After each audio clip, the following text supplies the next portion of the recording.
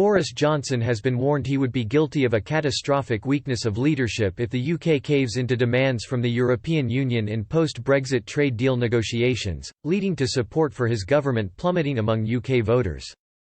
Britain and the EU have been locked in talks on trade and the future relationship since March after the Prime Minister delivered on his general election pledge to get Brexit done on January 31. Mr Johnson immediately went on the front foot against Brussels negotiators and insisted a free trade agreement would have to be struck before the end of the Brexit transition period on December 31, 2020, a deadline he refused to extend. But nearly 5 months on from the beginning of trade talks, little progress has been made, with bitter arguments breaking out between the two negotiating teams, led by David Frost for the UK and Michel Barnier for the EU. Both sides have lashed out at the slow progress in trade talks, and have launched blistering attacks on each other for refusing to concede ground on a number of crucial red lines. Several other red lines are also continuing to force talks into a stalemate, including fishing and the EU's demands for its fishermen to enter British waters, level playing field, state aid and financial services after Brexit.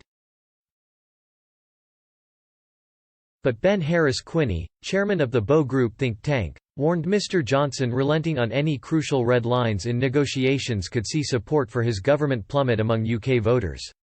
He believes no further progress has been made on reaching an agreement with the EU than they did under former Prime Minister Theresa May, with fears growing a no-deal Brexit is fast becoming the most likely outcome. Mr Harris-Quinney told Express, "If we concede and agree to the EU's demands and a deal that is even weaker than the one Boris proposed, it shows a catastrophic weakness of leadership, and will see the support for this government plummet even below the levels seen under May's premiership. Some blame can perhaps fall on the impact of the pandemic, but things look no better now in terms of an acceptable deal being reached than they did under May.